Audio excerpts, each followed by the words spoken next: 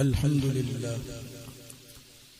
لله كفى وسلام على عباده الذين اصطفى أما بعد أعوذ بالله من الشيطان الرجيم بسم الله الرحمن الرحيم كل نفس ذائقة الموت وقال تعالى إنك ميت وإنهم ميتون ثم إنكم يوم القيامة عند ربكم تختصمون وقال تعالى وما جعلنا لبشر من قبلك الخلد أفإن مت فهم الخالدون صدق الله العظيم.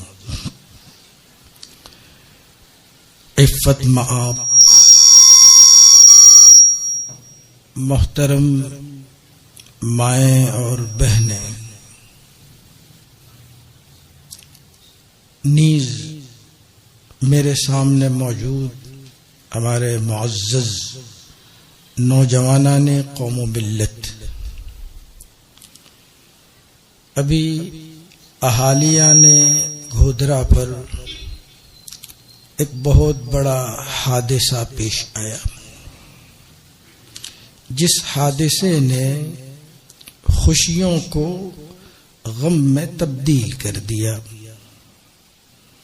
وہ حادثہ ایک عالم ربانی حضرت مولانا ادریس صاحب حاجیہ رحمت اللہ علیہ کی وفات۔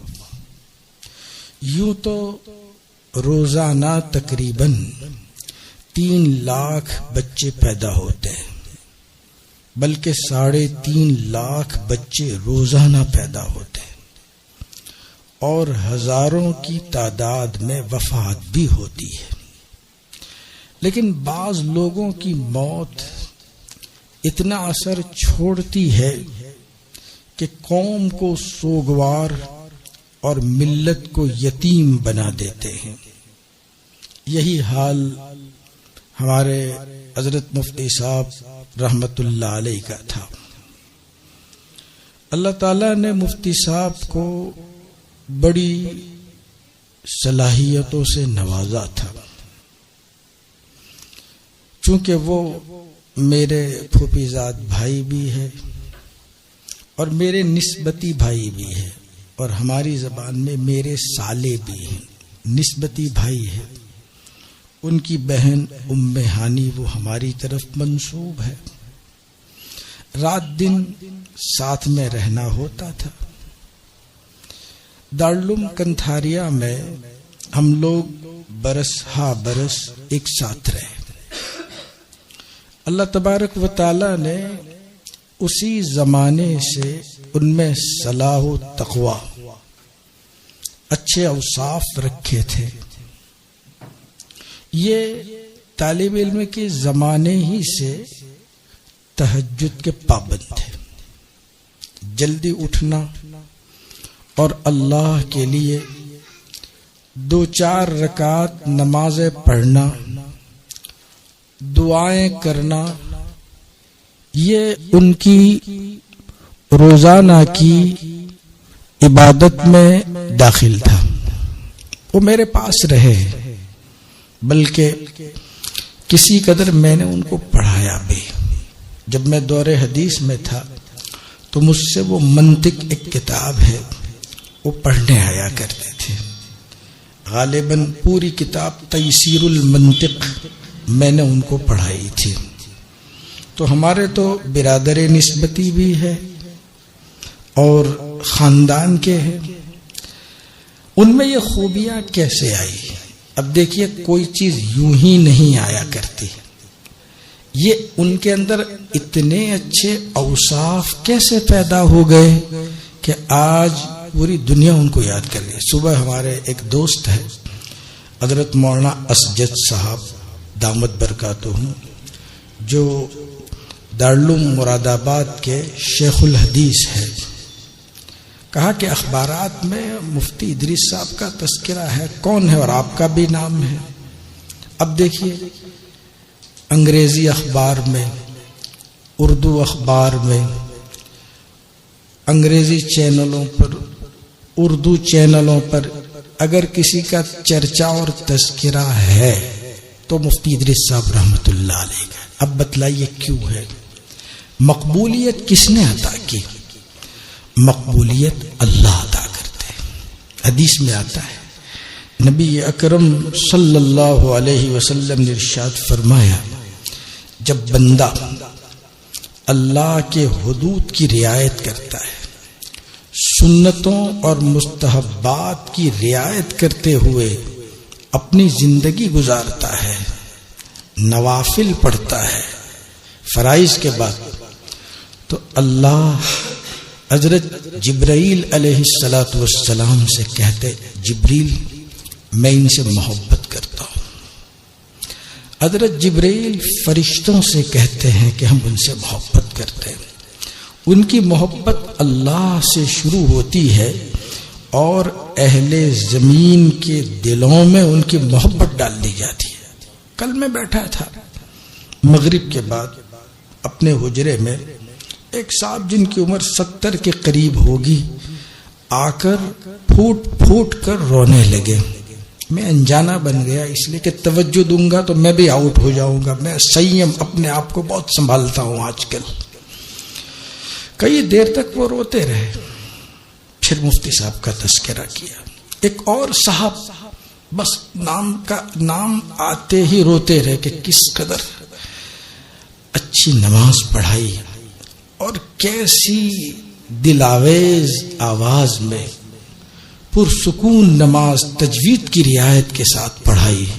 کوئی اس کو بھی اس کا تذکرہ کرتے ہوئے وہ روتے رہے۔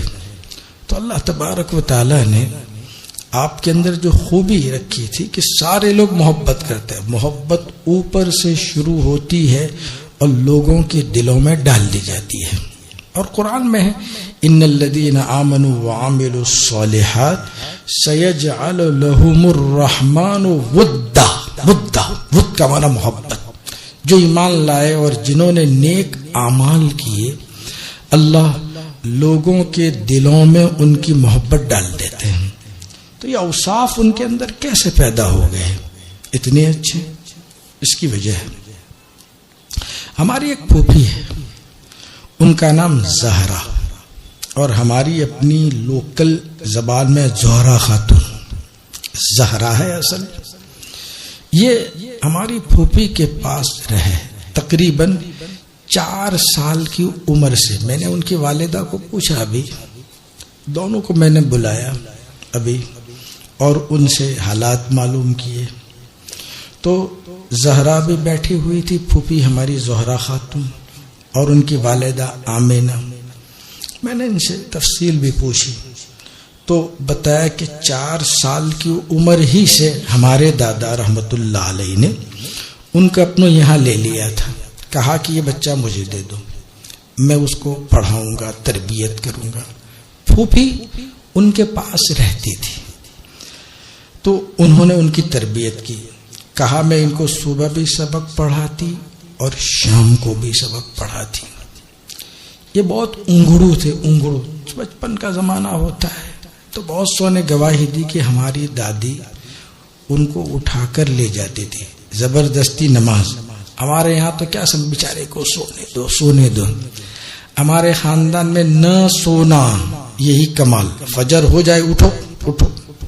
ماں رحم کرتی ہے سونے، وہ رحم نہیں ہے، اٹھا دو اپنے بچوں کو۔ مجھے معلوم ہے میرے والد صاحب ہم کو 10 سال کے تھے اور اٹھا دیتے تھے، تو ہم باہر جا کے، اس وقت گھر بنتے ہوتے تو ریتی ہوتی تو وہاں سو جاتے، خیر تو یہ حال ہوتا تھا۔ تو بہرحال اٹھا دیتے تھے اور ان کا ہاتھ پکڑ کر کوئی جاتا کہ دیکھو یہ لڑکا حوض میں نہ گر جائے، اتنا خیال رکھنا، اور ان کو مسجد ابرار تک پہنچا دینا۔ تو ہماری یہ جو پھوپھی ہے زہرا، انہوں نے تقریباً 18 سال تک ان کے پاس وہ رہے، ان کی تربیت کی۔ انہوں نے قرآن کریم ایک خاتون سے پڑھا۔ اللہ تعالیٰ ان خواتین کو جزائے خیر عطا فرمائے۔ بہت سو کو معلوم ہے کہ ہمارے شہر گودرا میں آج سے 40 45 سال پہلے کوئی خاص علماء بھی نہیں تھے اور خاص مدارس بھی نہیں تھے. اکثر ناظرہ قرآن عورتیں پڑھاتی تھی. تو ہمارے دادی کے سامنے ایک خاتون تھی آمینہ، جن کو ڈیبرنی آمینہ کہتے. میں نے بھی انہی سے قرآن پڑھا. میں نے پورا قرآن ایک خاتون سے پڑھا اور میں الحمدللہ 8-9 سال کی عمر میں پورا قرآن میں نے پڑھ لیا تھا. یہ ہمارے پیچھے آئے، دادی نے ان کو بھی وہاں رکھا تھا آمینہ. اس وقت بہت سی خواتین یہ دین کا کام کرتی تھی اور سماج کی بہت بڑی دینی ضرورت پوری کرتی تھی. اللہ ان خواتین کی قبروں کو نور سے بھر دے. ایک تو یہ خاتون تھی اور اسی کے پیچھے 2 اور خواتین، مثلا ایک زیتون بی بی جن کو کہتے وہ بھی پڑھاتی تھی، ان کے پاس بھی میں نے پڑھا. اور ان کی والدہ کلثوم بی بی یہ بھی پڑھاتی تھی اٹلی واری میں، آج کل جس کو اٹلی واری کہتے ہیں. اللہ نے ان دونوں کو بھی بڑا ملکہ عطا فرمائے تھے. ان دونوں نے دین کی بہت بڑی خدمت. مدرسے تھے ہی نہیں، اگر تھے تو جز تھے، بہت کم تھے. علمائی بہت کم تھے. ایک اور خاتون تھی آمینہ، پاٹورینی آمینہ جس کو کہتے، وہ بھی پڑھاتی تھی. کیونکہ یہ سب میرا دیکھا ہوا ہے، میں ایک خاتون کے پاس پڑھا ہوں اور خاتون کے پاس ہی سب کچھ پورا کیا ہے. اس کے اوپر ایک اور خاتون بی بی مریم کر کے ہیں، اب بھی موجود ہے. اللہ ان کی عمر میں برکت عطا فرمائے. شاید یہی ایک بچی ہے جو اس زمانے میں پڑھایا کرتی تھی. تو ایک بڑی تعداد ان کے پاس بھی پڑھنے جاتی تھی.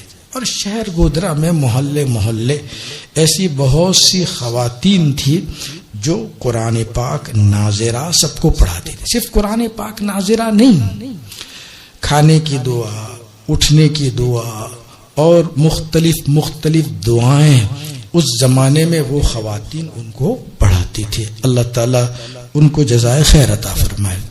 تو مفتی صاحب نے اسی خاتون سے اپنا کلام پاک، پھوپھی سے میں نے پوچھا کتنی سال کی عمر میں پورا کہا 7-8 سال کی عمر میں انہوں نے قرآن کریم کو پورا کر لیا. چونکہ حافظہ بہت اچھا تھا. اب بھی ان کا میموری پاور جس کو کہتے حافظہ، بہت ہوشیار تھے، سنجیدہ تھے، ذہین تھے. تو بہت جلدی قرآن پاک پڑھ لیا. پھر اس کے بعد اللہ تعالیٰ کی توفیق سے ان کو دارالعلوم کنتھریا جہاں میں پہلے سے پڑھ ہی رہا تھا، وہ مجھ سے 4-5 سال چھوٹے ہیں. ان کی عمر تقریباً 47 سال رہی ہوگی، 46-47. ہماری عمر 52 سال، 51-52واں چل رہا ہے. تو ہم سے 4-5 سال چھوٹے ہیں. تو میں دارالعلوم کنتھریا میں پڑھ رہا تھا.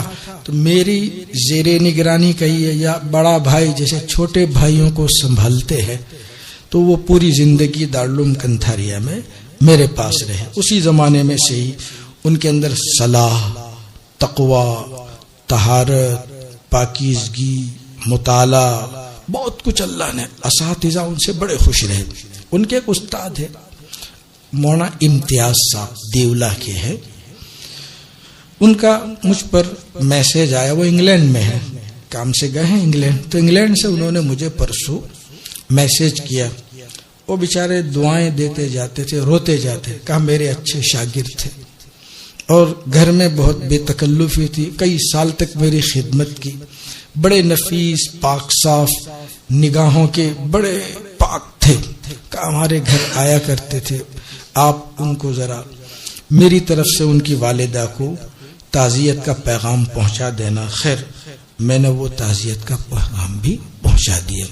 تو اللہ تبارک و تعالی، ظاہر بات ہے کہ جس سے اللہ کو کام لینا ہوتا ہے نا، تو اللہ ان کے اندر وہ خوبی پہلے سے رکھ دیتے ہیں. تو اللہ تبارک و تعالیٰ نے یہ خوبیاں ان میں پہلے سے رکھ دی تھی اور انہوں نے اپنی خوبیوں کو صحیح استعمال کیا، دین کے کاموں میں لگایا. اللہ تعالیٰ ان کی قبر کو نور سے بھر دے. اللہ ان کو جزائے خیر عطا فرمائے. مفتی صاحب کی زندگی میں بڑے حادثے پیش آئے. ان کے والد کا انتقال بہت کم عمری میں ہوا. 44 سال کی عمر تھی، ابھی 45ویں میں داخل ہوئے. میں نے پھوپھی سے پوچھا کہ کیا عمر تھی؟ کہا 44 پورے کر چکے تھے اور 45 سال کی عمر تھی. مفتی صاحب ابھی پڑھ رہے تھے، دارالعلوم کنتھریا میں ہدایہ میں تھے. فارغ ہونے کو بھی کئی سال باقی تھے، 3 سال باقی تھے، اور والد بھی رخصت ہو گئے.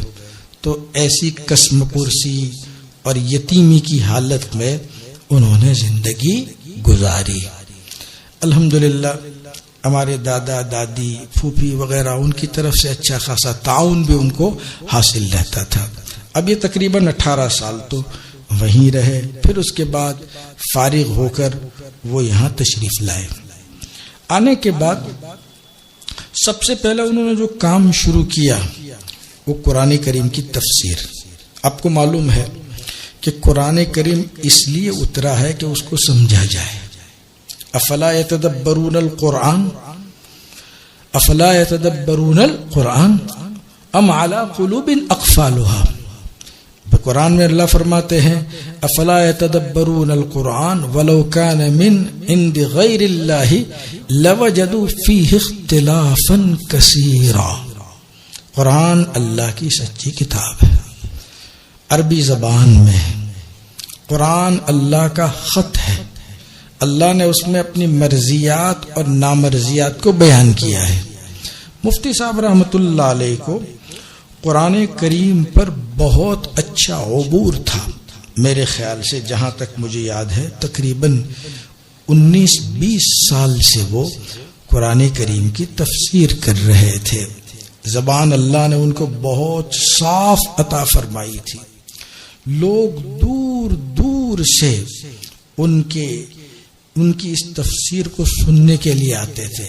آسان اردو زبان میں بہترین اور شیریں انداز میں ٹھہر ٹھہر کر مضمون کو گھول کر پلا دینا یہ ان کا امتیازی وصف تھا. ان کو اللہ نے اس میں امتیاز عطا فرمایا تھا. قرآن کریم سے ان کو بڑی شیفتگی تھی، وابستگی تھی. اور یہ تو میں نے بہت سے لوگوں کو اس سے سنا. خود چرخا صاحب سے میں نے پرسوں سنا کہ مفتی صاحب کو قرآن پر بڑا عبور تھا، قرآن کے بہت پختہ حافظ تھے.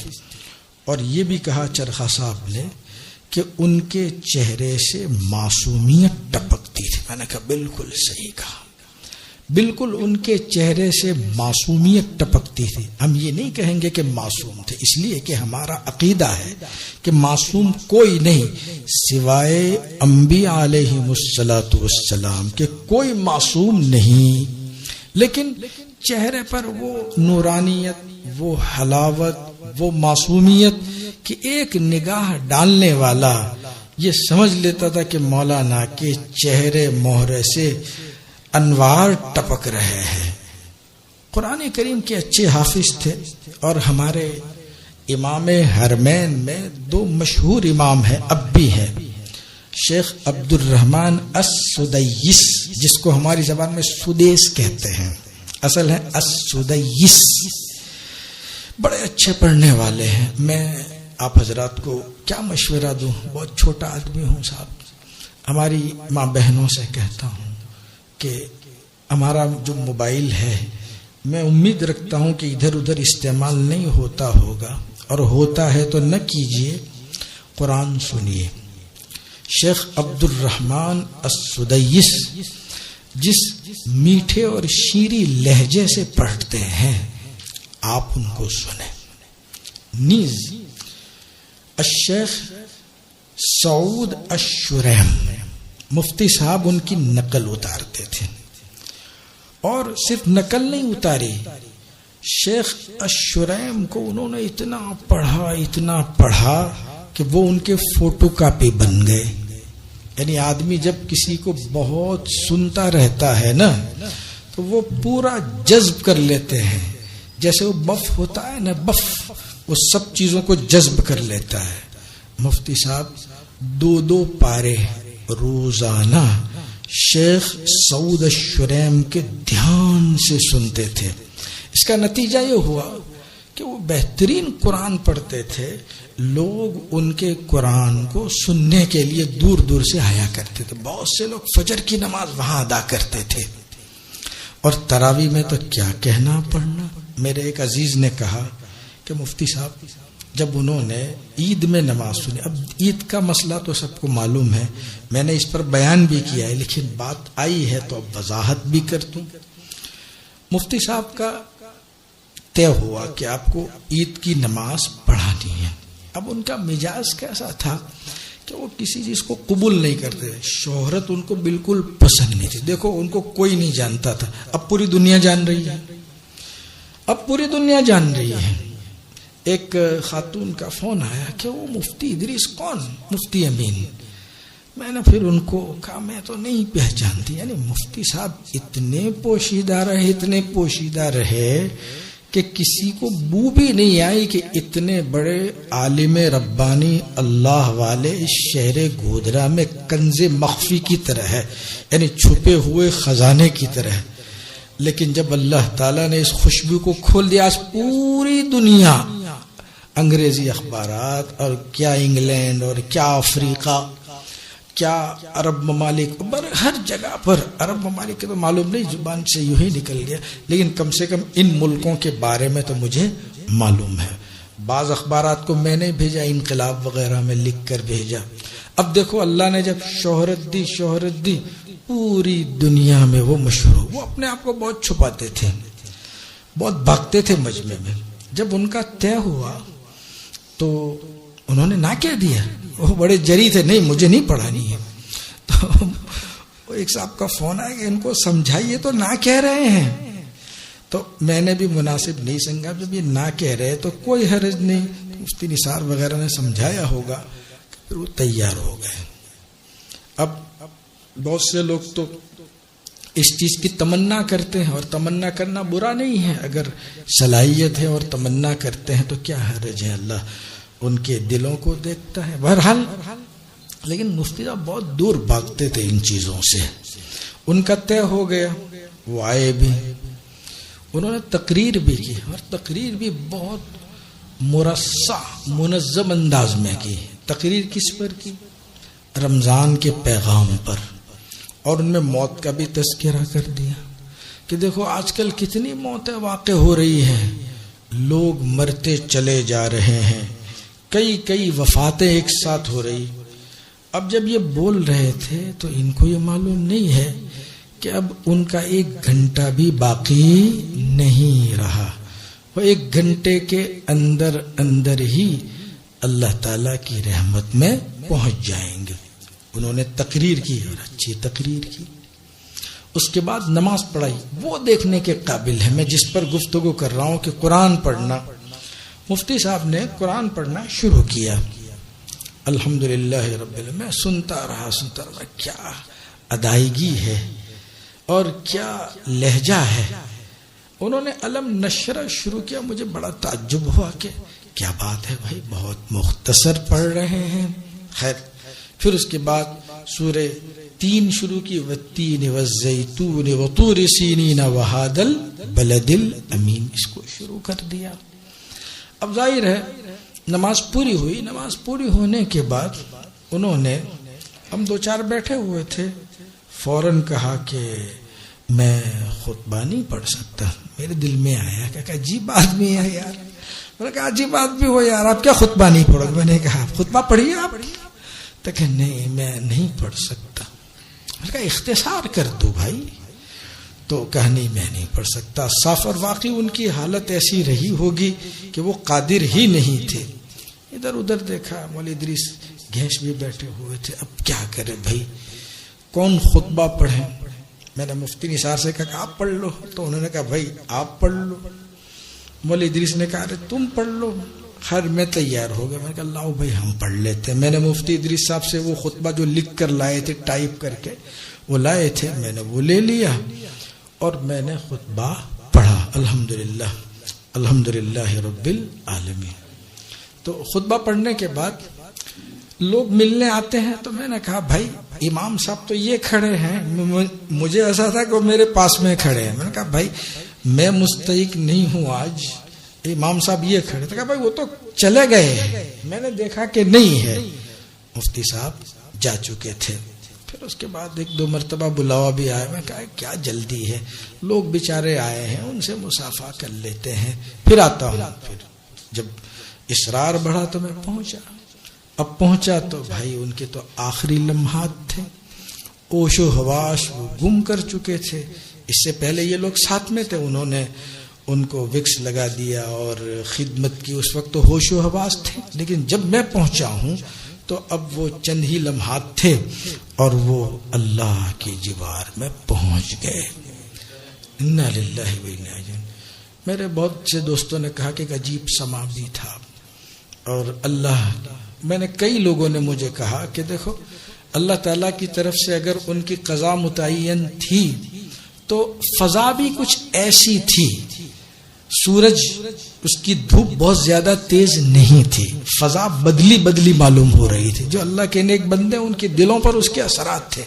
بلکہ بعض انتہائی قابل لوگوں نے مجھے بتلایا کہ مفتی صاحب ٹھنڈی کا احساس ہو رہا تھا, یعنی ٹھنڈی لگ رہی تھی ایسا. اب ظاہر ہے اللہ کے ایک نیک بندے کی روح قبض کرنے کا جب ایک نظام ہوتا ہے, خدائی نظام ہوتا ہے, تو یہی حالت ہوتی ہے.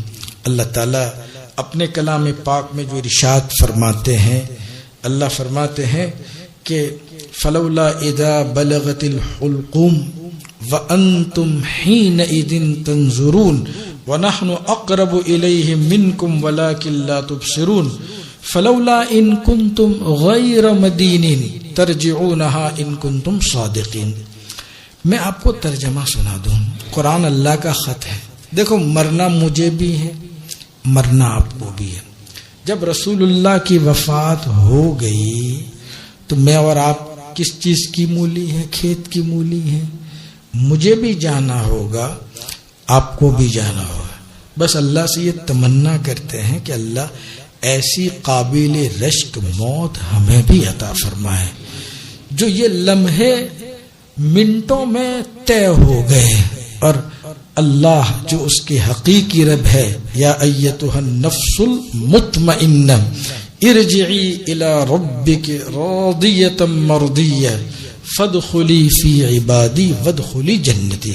یا ایتها النفس المطمئن, اے نفس مطمئنہ, آمنا وصدقنا, ارجعی الی ربک, اپنے پروردگار کی طرف لوٹ کر جاؤ, راضی ہو کر پسندیدہ عیش میں جاؤ.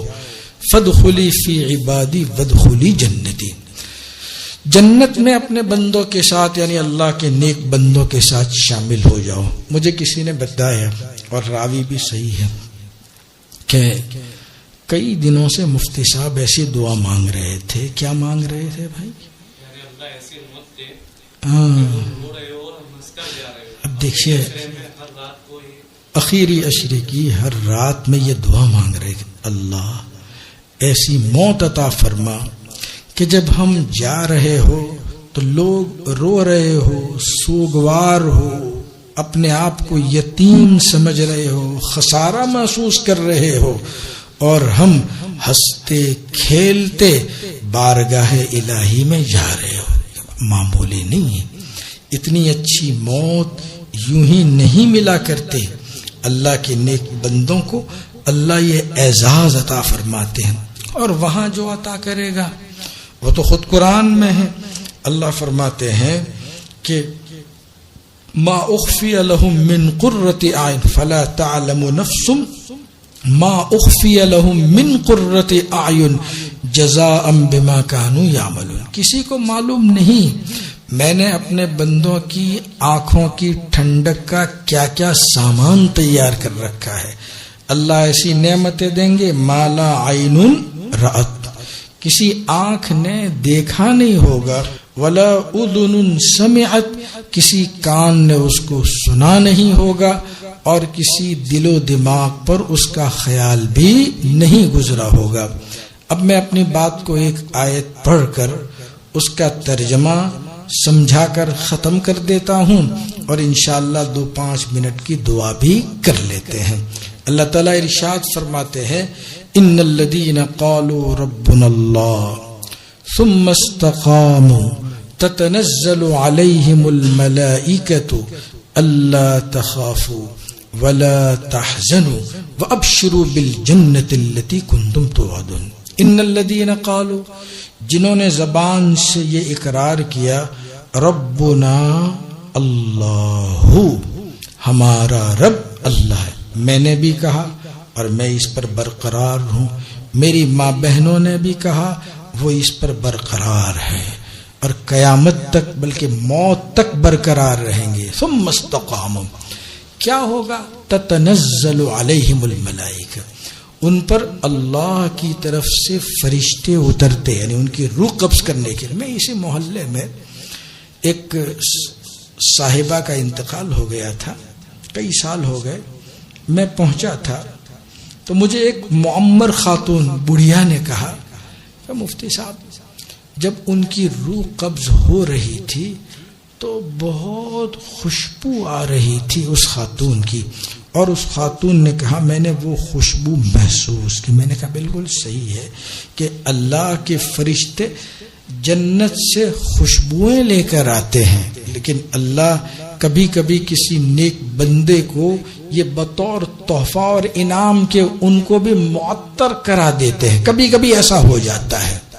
تو تتنزل علیہم الملائکہ ان لوگوں پر, ان مرنے والوں پر اللہ کے فرشتے اترتے ہیں اور یہ اعلان کرتے اللہ تخافوا خوف نہ کرو, ولا تحزنوا اور غم نہ کرو, وابشروا بالجنة التي كنتم توعدون اور خوشخبری سن لو اس جنت کی جس کا تمہیں وعدہ کیا گیا تھا. واقعتاً اللہ جنت میں کیا عطا فرمائیں گے, کیا نعمتیں عطا فرمائیں گے.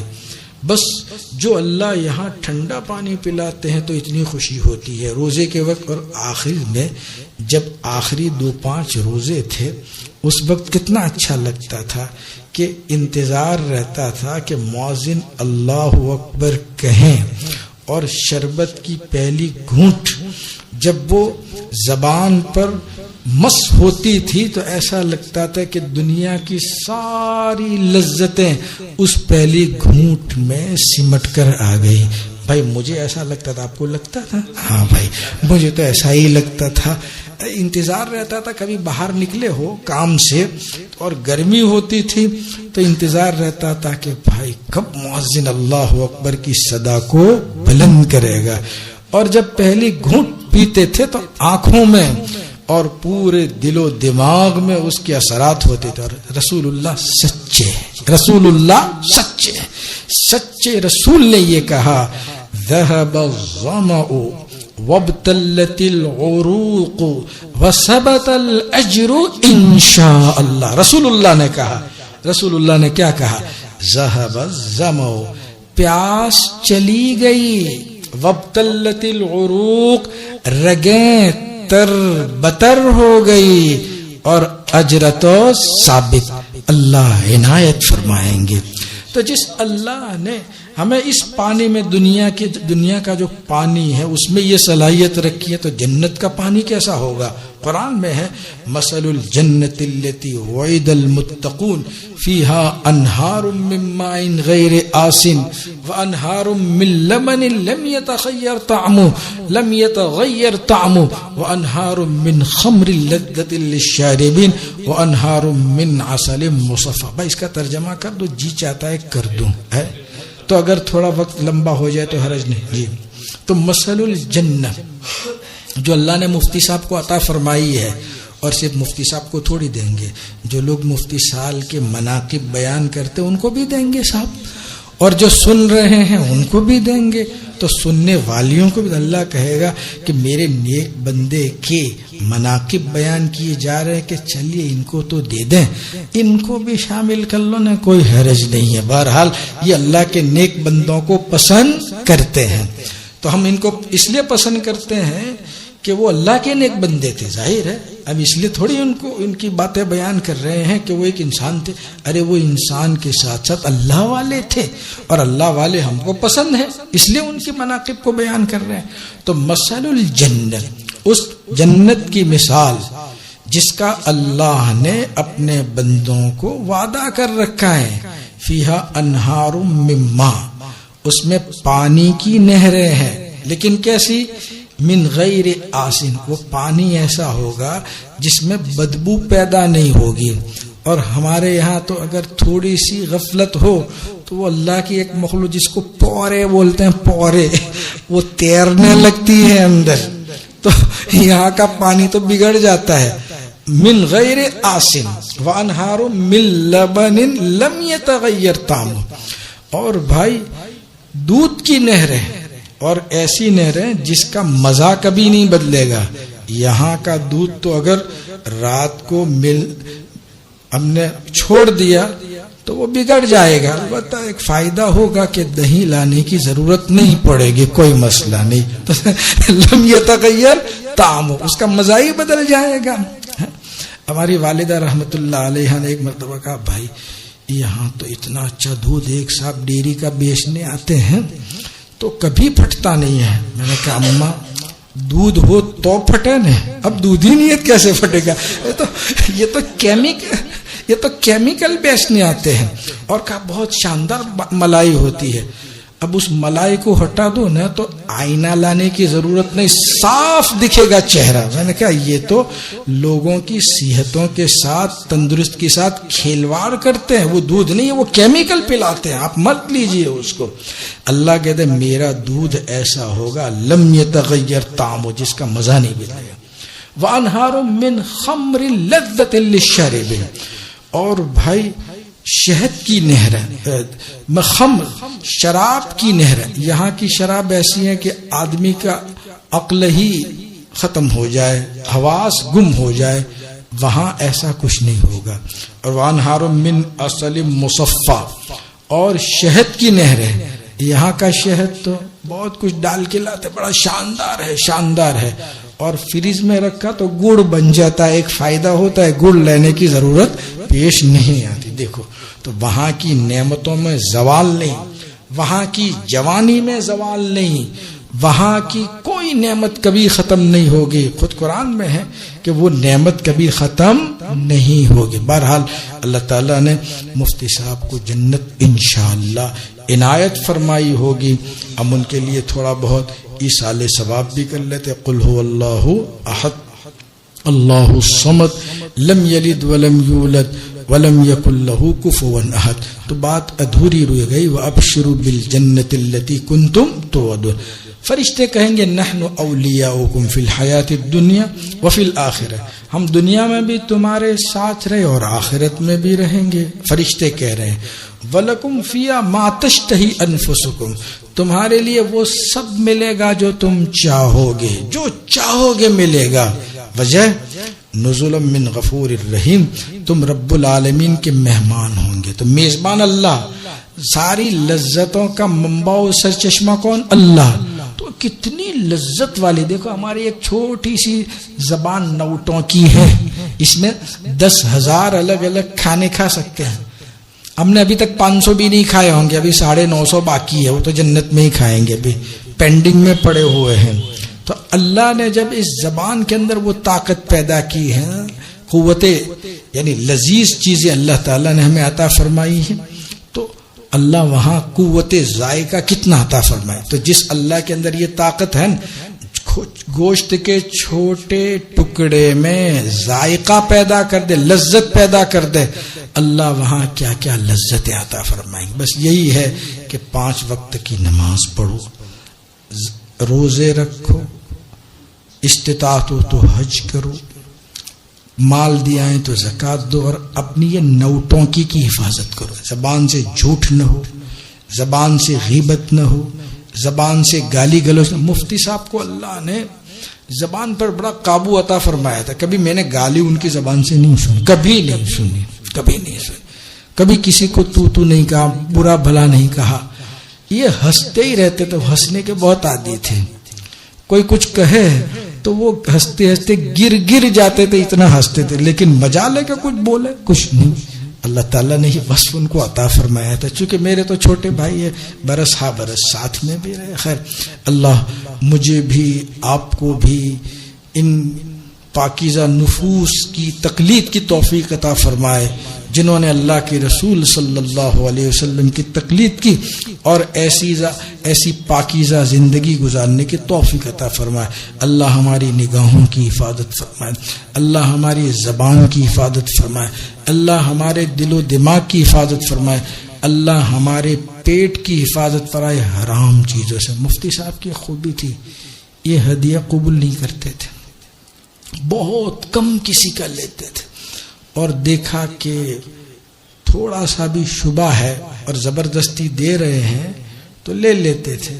وہ خود نہیں رکھتے تھے, یہ تو خود دیکھا ہوا کسی اور کو دیکھتے تھے, بھائی یہ تو آپ کے لیے دے گئے ہیں, آپ لیجئے. اور یہ تواتر کے ساتھ, یہ ساری باتیں میں نے فجر کے بعد بھی سنی ہے, متعدد لوگوں نے سنائی ہے اور گھر میں بھی سنی, مجھے خود بھی اس کا ذاتی تجربہ ہے. خیر, ولا ازکی علی اللہ احد, اللہ تعالیٰ کی ذات پر ہم کسی کا تزکیہ نہیں کرتے, سب سے بڑی ذات تو اللہ کی.